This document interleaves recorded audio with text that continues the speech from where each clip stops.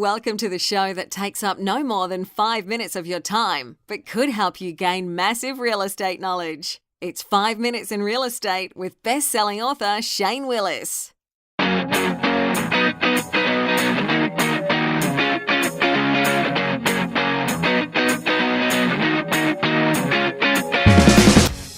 Hello, it's Shane Willis, Pensacola real estate expert, bringing you today's episode.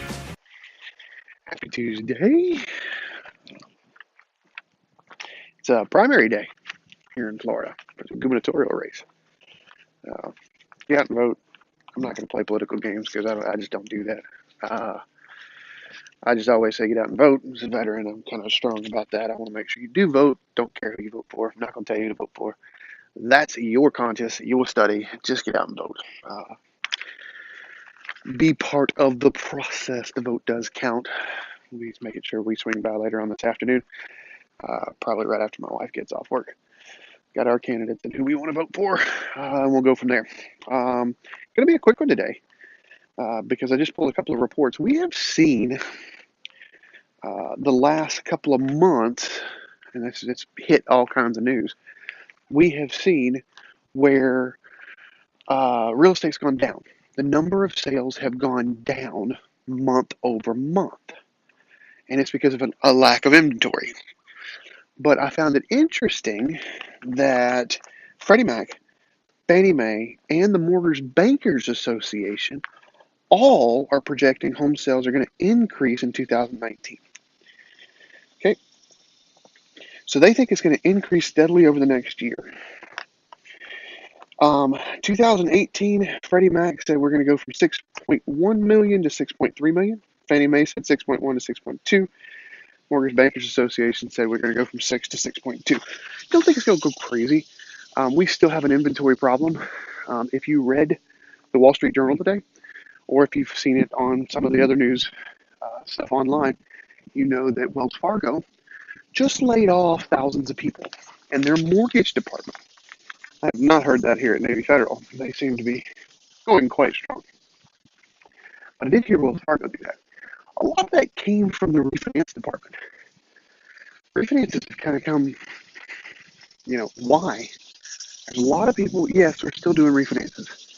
There's people that are getting equity out of properties. So they're refinancing properties. But as rates have started to risen, like if you have an interest rate in the threes, why would you refinance?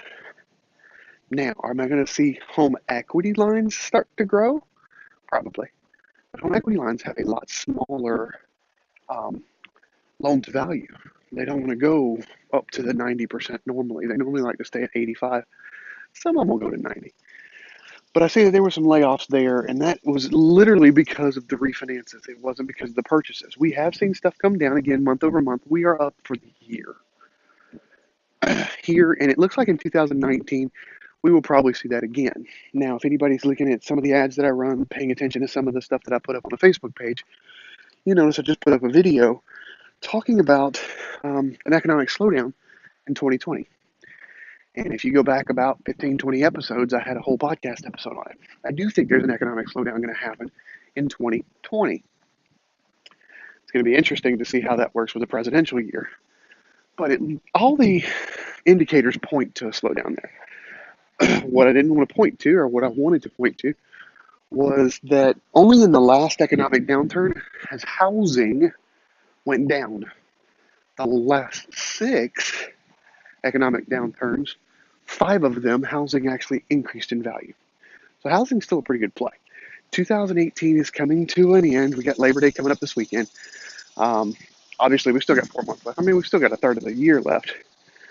But if you count that third, those 4 months plus the 12 months of 2019, that 16-month window, I think is a really good time to make a real estate move. What's going to happen in 2020? Well, I think rates are going to be higher.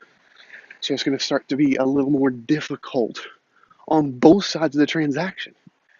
You got a $350,000 house. One of the things that really jumped out at me yesterday when I was looking over the reports in Escambia County, now this is the differentiation between Escambia and Santa Rosa County right now, between 350 and 400 in Escambia County is over 7 months worth of inventory as of this week. 7 months worth of inventory. That tips that price point to a buyer's market because it's over the 6th, so it's just slightly tipped to the buyer's market. I flipped the same thing to Santa Rosa County. Santa Rosa County between 350 and 400, and still 3.8 months worth of inventory. So that's tipped to a seller's market. That goes to show you that you can't just ask somebody is a buyer's market or a seller's market. You got to ask where you're looking for, what you're looking for. Because right there, even in our area, in these 2 counties, you got both. You got a seller's market and a buyer's market at the same price point. Just depends on where you're looking and why. All right, I told you it was going to be a short one today. That's all I got for you today. As always, if you have not subscribed, you get the tips, tricks, graphs, infographics. You get some of these notes that I send out. Get over to 5minutesrealestate.com. Also, get over to the Facebook page. Like it. We're doing a lot on the Facebook page. I plan on doing a whole lot more in the fourth quarter and in the new year. We got a bunch of plans for the Facebook page. So get over there, facebook.com/Shane Willis, the Realtor. Also, get over to your player choice and subscribe. I've been getting some hearts and thumbs up on SoundCloud. That seems to be a pretty popular player. But get over to your player choice. We're on Google Play, iTunes. We're on them all. Stitcher, SoundCloud, YouTube.